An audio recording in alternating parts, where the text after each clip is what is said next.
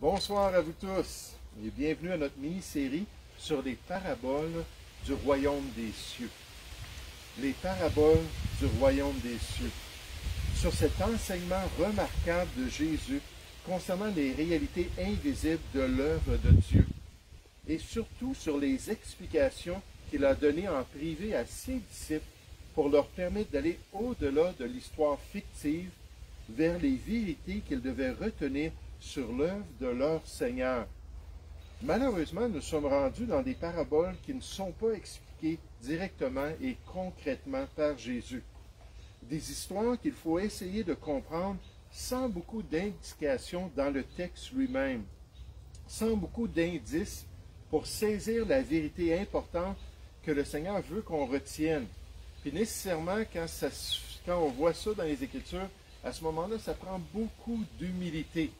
Une des règles d'interprétation qu'on nous disait dans nos cours, c'est que si le texte biblique ne dit pas grand-chose, alors il faut être très prudent pour ne pas aller au-delà de ce que la parole de Dieu dit. Et c'est un principe qu'on retrouve dans 1 Corinthiens chapitre 4. La référence, je ne suis pas certaine, je pense que c'est le verset 16. Et Paul lui dit de ne pas aller au-delà de ce qui est écrit. Donc il faut le dire humblement. Je pense qu'à la lumière du restant des Écritures, je pense que quand on harmonise tout ce que Dieu nous a révélé, que ça ferait du sens de le comprendre ainsi. Des paraboles, comme la parabole du grain de sénévé ou le grain de moutarde. Tournez avec moi dans l'Évangile de Matthieu au chapitre 13. On revient à cela un peu ce soir. On va réviser cette parabole qui est liée à notre parabole qu'on va regarder ensuite. Matthieu chapitre 13, à partir du verset 31. L'Évangile de Matthieu au chapitre 13, le chapitre des 8 paraboles que Christ a enseignées sur le royaume des cieux, au chapitre 13 et au verset 31. Il leur proposa une autre parabole. Il dit, « Le royaume des cieux est semblable. » Rappelez-vous, une parabole, c'est une histoire pour illustrer quelque chose d'intangible, d'invisible. Donc, il dit, le royaume des cieux, et les agissements du Seigneur, c'est semblable à un grain de sénévé qu'un homme a pris et semé dans son champ. C'est la plus petite de toutes les semences, mais quand il a poussé, il est plus grand que les légumes et devient un arbre d'environ 8 à 12 pieds en moyenne, de sorte que les oiseaux du ciel viennent habiter dans ses branches. Et puisque c'est un homme, si on regarde les expressions qui sont utilisées dans les autres paraboles, on présente par exemple dans la parabole de l'ivraie du bon grain qu'un homme est sorti et qu'il a semé du bon grain dans son champ. Et un ennemi est venu semer de l'ivraie, de la mauvaise herbe. Et là, ici, on nous dit que c'est un homme et non pas un ennemi. Alors ça nous guide un peu dans notre interprétation. Puisqu'il a semé une bonne graine, un grain de sénévé qui pouvait être cultivé, et encore une fois, ce n'était pas une mauvaise semence comme de l'ivraie.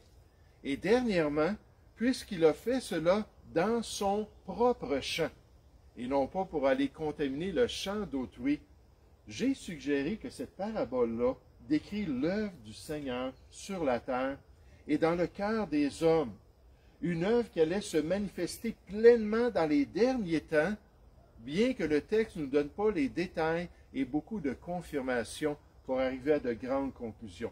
Ce que je dis ce soir, c'est que Dieu est à l'œuvre. Si on l'a vu dans la parabole du bon grain et de l'ivraie, que celui qui semait le bon grain, c'est le Seigneur, il est à l'œuvre. Les effets de son œuvre peuvent paraître insignifiants aux yeux des hommes. On fait juste penser à la réaction dans les cieux quand une personne est sauvée. La Bible dit qu'il y a plus de joie devant les anges lorsqu'un pécheur se repentit. Puis nous, on entend que quelqu'un est sauvé ici, puis en tant que chrétien, oui, si on est moindrement proche de Dieu, on va se réjouir. Mais les gens du monde entendent ça, puis ça ne veut absolument rien dire pour eux. Il n'y a aucune acclamation, il n'y a pas la fanfare, ça ne paraît pas dans le journal de Montréal. 3 personnes ont accepté le Seigneur cette semaine. Donc, c'est rien pour les hommes, donc c'est insignifiant. Mais un jour, tout va changer. La terre entière va expérimenter les fruits des agissements du Seigneur parmi les hommes. Cherchez avec moi le livre de l'Apocalypse au chapitre 19. lorsqu'on parle de la prophétie biblique, puis on parle de l'œuvre du Seigneur dans la Nouvelle Alliance, nécessairement Dieu nous amène ça dans les années à venir et nous présente le fait que son œuvre va se manifester d'une manière concrète aux yeux de tous. Ce qui est caché aujourd'hui, en Jean chapitre 3, verset 2, les enfants de Dieu ne sont pas encore manifestés, dévoilés dans la gloire de la nature céleste qu'ils ont reçue en Jésus-Christ. Hein? C'est tellement populaire, les gens dans le Nouvel Âge. On a tous une puissance en nous, on a tous une lumière en nous, on a tous un esprit divin en nous. Mais la Bible nous dit qu'un jour, ces choses-là, la réalité dans le salut en Jésus-Christ, ça va devenir visible et tangible aux yeux de tous. Comme une petite graine qui tombe dans la terre, puis elle est tellement tout petite et insignifiante, à un moment donné, ça va pousser et ça va se manifester. Et c'est ça que la prophétie nous dit partout concernant l'œuvre de Dieu sur la terre. Regardez dans Apocalypse chapitre 19, au verset 11. Apocalypse chapitre 19, au verset 11. Puis je vis le ciel ouvert et ça va être dévoilé. Ça va être manifesté. Jésus-Christ va paraître. Et voici parut un cheval blanc. Celui qui le montait s'appelle fidèle et véritable. Il juge et combat avec justice. Ses yeux étaient comme une flamme de feu. Sur sa tête étaient plusieurs diadèmes. Il avait un nom écrit que personne ne connaît si ce n'est lui-même. Il était revêtu d'un vêtement teint de sang. Son nom est la parole de Dieu. Les armées qui sont dans le ciel. Pensez à quelqu'un en ce moment, un chrétien que vous connaissez qui est décédé en Christ, qui a quitté ce monde. Puis là, il n'y a rien de tangible en ce moment au sujet de l'expérience de cette personne-là.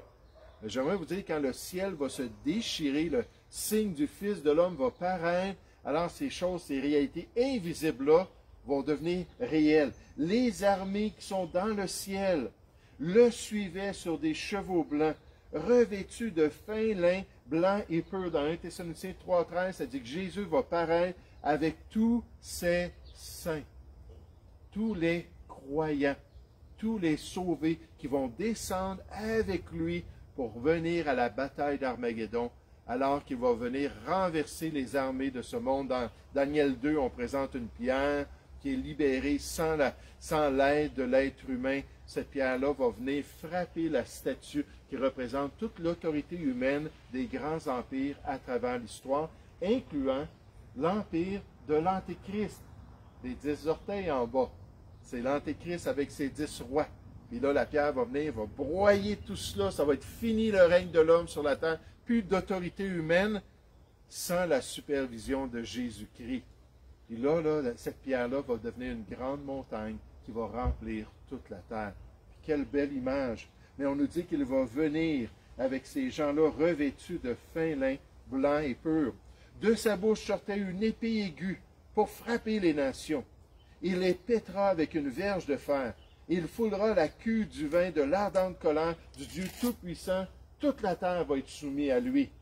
Il avait sur son vêtement et sur sa cuisse un nom écrit « Roi des rois » et « Seigneur des seigneurs ». Et je vis un ange qui se tenait dans le soleil. Il cria d'une voix forte, disant à tous les oiseaux qui volaient par le milieu du ciel, « Venez, rassemblez-vous pour le grand festin de Dieu, afin de manger la chair des rois, la chair des chefs militaires, la chair des puissants, la chair des chevaux. » Des fois, je pense à certaines principautés aujourd'hui parmi les hommes, certaines personnes élevées en dignité. Je me disais, Seigneur, j'aimerais presque que ce festin-là soit aujourd'hui. Il le mérite avec toute la méchanceté qu'il manifeste. La chair des chevaux et ceux qui les montent, la chair de tous libres et esclaves, petits et grands qui vont faire partie de ces armées. Et je vis la bête et les rois de la terre et leurs armées rassemblés pour faire la guerre à celui qui était assis sur le cheval et à son armée. Ils vont se tourner contre Jésus-Christ. Verset 20. Et la bête fut prise, et avec elle le faux prophète, qui avait fait devant elle des prodiges par lesquels il avait séduit ceux qui avaient pris la marque de la bête et adoré son image. Donc, l'Antéchrist et son faux prophète. Ils furent tous les deux jetés vivants dans les temps ardents de feu et de soufre. D'après la chronologie biblique, c'est les deux premiers à aller en enfer, on pourrait dire, ou aller dans le feu éternel, préparé pour Satan et ses anges. Et les autres furent tués par l'épée qui sortait de la bouche de celui qui était assis sur le cheval, et tous les oiseaux se rassasièrent de leur chair. Chapitre 20, verset 1. Puis je vis descendre du ciel un ange qui avait la clé de l'abîme et une grande chaîne dans sa main. Il saisit le dragon, le serpent ancien, qui est le diable et Satan, et le lia pour 1000 ans. Il le jeta dans l'abîme, ferma et scella l'entrée au-dessus de lui, afin qu'il ne séduisît plus les nations, jusqu'à ce que les 1000 ans fussent accomplis. Après ça, il faut qu'il soit délié pour un peu de temps. Et je vis des trônes, et à ceux qui s'y assirent furent donnés le pouvoir de juger. Et je vis les âmes de ceux qui avaient été décapités à cause du témoignage de Jésus, et à cause de la parole de Dieu, et de ceux qui n'avaient pas adoré la bête ni son image, et qui n'avaient pas reçu la marque sur leur front et sur leurs mains. Ils revinrent à la vie, et ils régnèrent avec Christ pendant 1000 ans. Dans Apocalypse chapitre 20, à 6 reprises, on nous dit que ça va durer 1000 ans, cet âge d'or-là de la race humaine, que Dieu va permettre. Donc ces gens-là qui font partie des croyants de la tribulation vont revenir à la vie et vont régner avec Christ. Les autres morts ne revinrent point à la vie jusqu'à ce que les 1000 ans fussent accomplis. C'est la première résurrection qui est réservée aux croyants. Heureux et saints, ceux qui ont part à la première résurrection. La seconde mort n'a point de pouvoir sur eux, mais ils seront sacrificateurs de Dieu et de Christ, et ils régneront avec lui pendant 1000 ans. Et ça inclut, on fait partie de la première résurrection. Seulement, ce ne sera pas après la tribulation qu'on va ressusciter. Nous, on va ressusciter à l'enlèvement de l'Église et on va monter avec nos corps glorieux dans la gloire auprès du Seigneur. Et là, on va descendre à la bataille d'Armageddon. Ceux qui sont morts pendant la tribulation, à ce moment-là, vont être ressuscités. Et nous et ces croyants-là en Jésus-Christ, tous ensemble, on va régner avec lui. Donc, il va y avoir de nouveaux maires sur la terre, de nouveaux gouverneurs, de nouveaux premiers ministres, de nouveaux présidents, tous sous le roi des rois et le Seigneur des seigneurs. Et c'est pour ça que Jésus a dit, pour encourager la fidélité, il a dit aux chrétiens, aux enfants de Dieu, à ses disciples et apôtres, il a dit, c'est bien, bon serviteur, parce que tu as été fidèle en peu de choses, reçois le gouvernement de 10 villes. Ça veut dire que toutes les villes, les villages, les métropoles sur la planète Terre, ça va être des croyants qui vont être en charge de tout cela. Donc, ces gens-là qui ont été sauvés, et le monde n'en a pris aucune connaissance, il n'y a rien d'extraordinaire, comme la petite graine qui tombe dans la terre, mais un jour, ces gens-là vont être visibles aux yeux de tous, et ils vont dominer sur la terre dans les rôles que le Seigneur leur donne, s'ils ont été fidèles, bons et fidèles serviteurs, reçoit le gouvernement de 10 villes. Je ne sais pas si on va pouvoir les choisir. Cherchez avec moi Apocalypse chapitre 1. Remarquez comment c'est lié à notre salut, à cette petite graine-là de l'œuvre de Dieu qui est tombée dans la terre et qui a produit la nouvelle vie dans des millions de personnes à travers l'histoire. Des millions de personnes qui se sont repenties de leurs péchés, des millions de personnes qui ont accepté que le salut est seulement Jésus-Christ. Il n'y en a pas de salut en aucun autre. Puis qui ont accepté que Jésus est la porte et qui sont rentrés par Jésus pour pouvoir aller dans la présence de Dieu. Apocalypse chapitre 1, on nous dit au verset 5, « Et de la part de Jésus-Christ, le témoin fidèle, le premier-né des morts, le prince des rois de la terre, à celui qui nous aime, il parle à des chrétiens ici, Jean, à celui qui nous aime et qui nous a délivrés de nos péchés par son sang. » On parle du salut de la nouvelle alliance, on parle de cette œuvre merveilleuse de Christ, et qui a fait de nous un royaume, des sacrificateurs, des grands prêtres pour Dieu son Père. À lui soit la gloire et la puissance au siècle des siècles. Amen. Éternellement, on va le louer parce qu'il a fait de nous un royaume dans certains manuscrits du livre de l'Apocalypse. Ça dit, il a fait de nous des rois. Ça veut dire la même chose.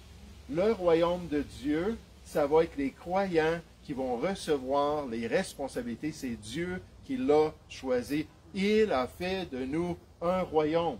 Et nécessairement des sacrificateurs pour l'honorer dans la traîtrise spirituelle qu'on a reçue en Jésus-Christ. Et c'est pour ça que ce petit grain de sénévé illustre le développement ultime et majestueux de l'œuvre de Dieu parmi les hommes qui va paraître un jour dans notre monde et qui va éblouir, qui éblouira les yeux de tous les hommes sur la planète comme un petit grain qui est devenu un grand arbre. Et c'est exactement le même message de la prochaine parabole. La parabole du levain et de la pâte.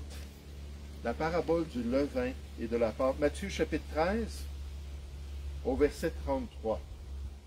Et vous allez voir comment est-ce qu'on donne à peine des informations. Matthieu chapitre 13, au verset 33. Il leur dit cette autre parabole. Le royaume des cieux est semblable, je vous donne une histoire pour vous aider à comprendre ce que vous ne pouvez pas voir avec vos sens, ce qui n'est pas empirique. Il dit, le royaume des cieux est semblable à du levain qu'une femme a pris et mis dans 3 mesures de farine, jusqu'à ce que toute la pâte soit levée. Jésus dit à la foule toutes ces choses en parabole, et ne lui parlait point sans parabole, afin que s'accomplisse ce qui avait été annoncé par le prophète, j'ouvrirai ma bouche en parabole. Il avait même prophétisé que ça allait être un élément du ministère du Messie, qu'il allait à un moment donné commencer à parler aux gens en parabole. Je publierai des choses cachées depuis la création du monde. Et ici, le Seigneur Jésus illustre le royaume des cieux, encore une fois, les œuvres de Dieu parmi les hommes, grâce à du levain qui affecte la pâte de cette chair d'âme. Il y a eu toutes sortes d'idées à travers l'histoire concernant l'identité de cette femme-là. C'est une parabole. C'est une histoire fictive. Ça ne veut pas dire que ça représente qui que ce soit. Mais des fois, il y a des débats comme ça, puis il y a des choses qui sont juste de la vanité. Puis je veux juste penser, dans les épîtres pastorales, on nous met en garde de ne pas nous attacher aux généalogies. Hein, les judaïsants arrivaient et disaient il faut être de la descendance d'Abraham, puis c'est mieux d'être dans telle et telle famille, puis avoir tel et tel droit ancestraux. Mais non! Ici, là, c'est comme ça, c'est de la vanité. Mais le levain, dans les temps bibliques, était un ingrédient très utile à la cuisson. Bien qu'interdit dans le contexte restreint des fêtes religieuses telles que la Pâque, et souvent les gens vont se baser là-dessus parce que c'est le symbole de l'impureté, c'est le symbole de la résistance à la volonté de Dieu, ce qu'on appelle l'iniquité, la rébellion. Puis même le Nouveau Testament, on va le voir dans un instant, nous montre que le levain peut être un symbole de péché et de corruption morale. Mais le levain, à part ça, c'était très utile. Puis d'ailleurs, quand il y avait des sacrifices d'action de grâce, là, Dieu disait, là, vous allez pouvoir prendre du levain. Là, vous allez pouvoir m'amener ces sacrifices-là, puis ces pains-là, avec du levain, tout bien gonflé, puis amener ça à mes serviteurs. Il n'y avait rien d'impur là, il n'y avait rien de mauvais là. Donc, c'était vraiment quelque chose d'utile dans les temps bibliques.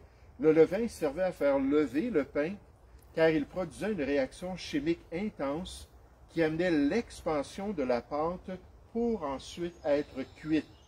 Un auteur dit, le levain, dans les temps bibliques, consistait dans un reste de pâte de la cuisson précédente, qui avait fermenté et qui était devenu plus acide. Donc, il leur restait de la pâte à pain, puis là, il le gardait dans un endroit, puis avec le temps, il y avait une fermentation, et il se servait de cette vieille pâte-là pour utiliser ça, pour faire du levain et faire lever la pâte. Le pouvoir du levain pénétrait la pâte et diffusait secrètement, selon l'image ici, son effet dans celle-ci.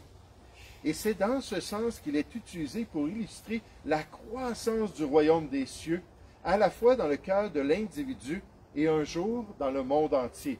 Toutefois, le levain est également une figure de corruption et de perversité possible du cœur humain et de la vie sur la terre. J'aimerais juste qu'on regarde un passage qui nous décrit ça. Cherchez avec moi la première épître aux Corinthiens, au chapitre 5. La première épître aux Corinthiens, au chapitre 5, qui aborde un gros problème dans l'assemblée chrétienne. Un problème de libéralisme, un problème où on tolérait qu'il y avait des gens qui vivaient à Corinthe dans des péchés graves, des péchés contraires à la volonté de Dieu, et on n'en faisait aucun cas. Probablement que ces gens-là allaient dire légalisme, légalisme, moindrement qu'on disait qu'une personne, son comportement n'était pas selon le plan de Dieu. Mais les Corinthiens étaient comme ça, puis Paul a dit, vous n'avez pas compris que Dieu est un Dieu saint et qu'il s'attend à ce qu'on puisse vraiment mieux gérer les choses que cela. Mais dans ce contexte-là, de cette situation-là, l'apôtre Paul se tourne vers la puissance du levain pour illustrer la puissance du mal qui est toléré dans l'Église chrétienne. On peut penser à des dénominations aujourd'hui où il n'y a plus de moralité biblique et les gens sont encouragés à faire tout ce qu'ils désirent et des choses qui sont abominables aux yeux de Dieu. Pourquoi? Parce qu'ils ont toléré pendant des années ce levain-là. Puis aujourd'hui, ça a pris tellement d'expansion. Les pasteurs font ces péchés-là. Ils le font peut-être avec les membres de l'Église. Puis il y a de la corruption là, généralisée dans ces assemblées-là. À cause qu'ils n'ont pas pris à cœur la puissance du levain ou l'image. Verset 6. Paul dit, c'est bien à temps que vous vous glorifiez, se réjouissez, des actions de grâce. Merci Seigneur qu'il y a un frère qui vit dans l'adultère. Merci Seigneur qu'il y a du péché dans notre assemblée, dont on est libre en Jésus-Christ de t'adorer. Il dit, c'est à tort que vous faites ça. Ne savez-vous pas qu'un peu de levain, on va revenir à notre parabole, on va voir qu'est-ce que ça veut dire, un peu de levain. Vous allez voir, c'est fort le levain, ce que ça fait dans une pâte. Mais il dit, ne savez-vous pas qu'un peu de levain fait lever toute la pâte? Faites disparaître le vieux levain comme l'image de l'Ancien Testament nous le présentait, afin que vous soyez une pâte nouvelle, puisque vous êtes sans levain en position. Mais maintenant, il y avait la pratique qui devait s'aligner avec la position en Jésus-Christ. Vous êtes sans levain, sans péché, dans votre position en Christ. Vous êtes juste et saint. Mais maintenant, il faut agir comme cela. Car Christ, notre Pâque, a été immolé, il a été jugé pour nous. Célébrons donc la fête, non avec du vieux levain, non avec un levain de malice et de méchanceté, mais avec des pains sans levain, de la pureté et de la vérité. Et c'est ce qu'on peut retenir pratiquement de cette courte parabole ce soir. Le message que Dieu est à l'œuvre, ça c'est central dans la parabole. Dieu a une œuvre qui est puissante, avec des résultats qui seront surprenants dans l'avenir. On peut espérer que c'est dans un avenir proche, n'est-ce pas, que la manifestation de la personne de Dieu et de son œuvre sur la terre puisse se manifester. Mais concrètement, le mal aussi est à l'œuvre. Il agit puissamment dans notre monde. Il affecte grandement l'être humain qui nous entoure. Et on doit veiller de peur qu'il nous affecte et qu'il affecte aussi l'Église de Jésus-Christ. Et c'est ça l'exhortation, parce que le péché est-elle toléré publiquement dans l'Église. Regardez au verset 9, ce qu'on exhorte les chrétiens à faire. Ça, c'est tabou. J'ai parlé avec un chrétien cette semaine qui m'a contacté. Puis il me dit des choses là, totalement contraires à cela. Il ne devrait jamais, jamais y avoir de division entre les chrétiens. On ne devrait jamais mettre un chrétien en discipline. On ne devrait jamais là, chasser un chrétien qui fait ce qui est mal. Là, j'entendais ça, puis je ne disais rien, parce que ce n'était pas ma place de dire quoi que ce soit. Mais c'est pour ça que la Bible nous dit, verset 9. Je vous ai écrit, on est dans 1 Corinthiens 5. Je vous ai écrit dans ma lettre, dans mon épître, de ne pas avoir de relation avec les débauchés, ceux qui sont dans un péché sexuel. Non pas d'une manière absolue avec les débauchés de ce monde, les inconvertis qui nous entourent, ou avec les cupides, ou les ravisseurs, ou avec les idolâtres. Autrement, il faudrait sortir du monde. Maintenant, ce que je vous ai écrit, c'est de ne pas avoir des relations avec quelqu'un qui se nommant frère, qui dit faire partie de l'Église de Jésus-Christ, qui est débauché, ou cupide, ou idolâtre, ou outrageux, ou ivrogne, ou ravisseur, de ne même pas manger avec un tel homme. Allez pas au restaurant, allez pas, l'invitez pas, ne l'invitez pas à la maison. Nécessairement, ça c'est au bout du processus, là, alors qu'on a tout fait pour le ramener dans la bonne voie. Mais s'il n'a pas voulu, puis s'il continue dans le mal, à un moment donné, il faut dire, wow, c'est une mauvaise compagnie et ça va venir qu'à me corrompre. Dans le livre des Proverbes, ça nous dit de ne pas côtoyer un homme violent, de peur qu'on s'habitue, que notre âme s'habitue à sa violence. Là, la référence, je ne m'en souviens pas du tout. Mais ça nous met en garde les gens vont déteindre sur nous. On va venir qu'à être influencé par les personnes qu'on côtoie. Dans le Proverbe 13, au verset 20, c'est celui qui fréquente les sages devient sage. On découle les uns sur les autres. On s'exhorte à l'amour et aux bonnes œuvres. Mais celui qui fréquente des insensés s'en trouve mal dans sa vie. Il va avoir des conséquences dans sa marche. Il dit au verset 12, « Qu'ai-je en effet à juger ceux du dehors? » N'est-ce pas ceux du dedans en parlant en dehors de l'Église ou en dedans de l'Église, dans la communion fraternelle ou hors de la communion fraternelle? N'est-ce pas ceux du dedans que vous avez à juger? Ah, il ne faut pas juger. Dieu dit, non, non, vous devez juger. Pour ceux du dehors, Dieu les juge, ôtez le méchant du milieu de vous. Je trouvais que le pasteur Charles Spurgeon avait bien identifié cette image-là du levain dans le contexte du mal. Il a dit, le péché, c'est ce levain aigre, avec un goût amer, qui doit partir du cœur dans lequel Jésus est le sauveur. Il ne faut pas tolérer le mal. L'apôtre Paul l'exprime très clairement ici dans ce passage, 1 Corinthiens chapitre 5. C'est une chose qui se répand comme l'influence de ce levain-là. Et si on en laisse, si on le tolère un peu, il se multipliera rapidement, alors que l'effet du mal va continuer à se répandre. Dieu sera un jour victorieux dans son œuvre de salut parmi les hommes. Et entre-temps, en tant que croyants, on doit résister au mal de peur qu'il ne vienne prendre le contrôle de notre vie. L'idée générale, un autre auteur nous dit, de cette parabole est la même que celle de la graine de moutarde. Jésus les a dit une après l'autre parce que dans le fond, c'est la même image. Mais il y a quand même des différences. Le royaume produit des conséquences ultimes et disproportionnées par rapport à ses débuts très insignifiants. S'il y a une distinction entre cette parabole et la précédente, c'est que le grain de moutarde suggère une croissance extensive, tandis que le levain suggère une transformation intensive. C'est deux réactions différentes, puis ça parle de deux agissements de Dieu, alors qu'il fait grandir son œuvre, puis il va la manifester puissamment, mais aussi alors qu'il travaille dans la nature même, il renouvelle même ceux qui ont expérimenté son salut. Le levain ne croît pas, il imprègne. Et son effet est inévitable, malgré la petite quantité utilisée. Dans les deux paraboles, il est clair qu'à l'heure actuelle, le royaume des cieux opère, non pas d'une manière apocalyptique. On ne voit pas Dieu en ce moment qui envoie des plaies sur la terre, puis des choses, malgré qu'on pourrait interpréter peut-être certains changements de l'expérience de l'homme comme le début des douleurs de l'enfantement. Mais c'est rien comparé à ce qui pourrait se produire dans l'avenir, ou ce qui va se produire, je devrais dire. Mais tranquillement, il se manifeste et à partir de petits commencements. Là, je veux juste souligner un détail de cette parabole-là.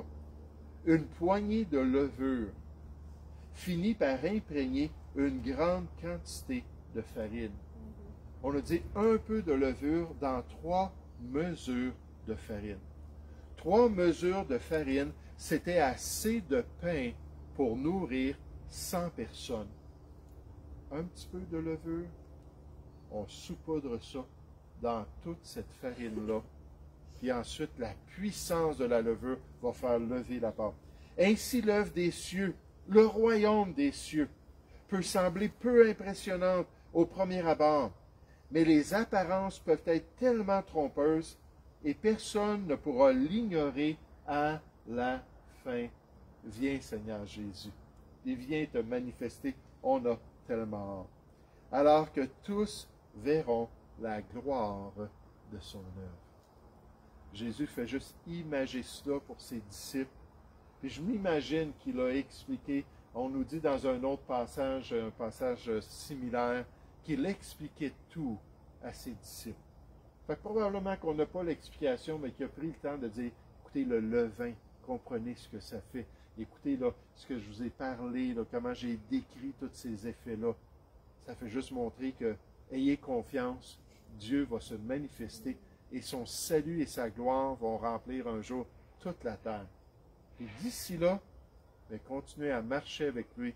Soyez fidèles et vous allez participer à ce règne extraordinaire du Seigneur Jésus. Nous allons prier ensemble. Oui, Père Céleste, merci pour ce beau passage des Écritures. Merci pour cette parabole. Merci encore une fois pour cette réalité que toi, tu fais de grandes choses. Tes œuvres sont remarquables, Seigneur. Tes hauts faits à travers l'histoire sont tellement spectaculaires. Et merci qu'un jour, tu nous prédis, tu nous prophétises que ta gloire va remplir toute la terre. Comme l'eau remplit les océans, Seigneur, que la gloire de Dieu va être aussi tangible sur la planète Terre et au milieu des hommes. Merci que tu vas venir régner ici-bas. Et d'ici là, Seigneur, aide-nous à être persévérants, aide-nous à être fidèles, aide-nous à nous préparer pour ces positions-là que tu veux nous donner. Seigneur, nous te prions au nom du Seigneur Jésus. Amen.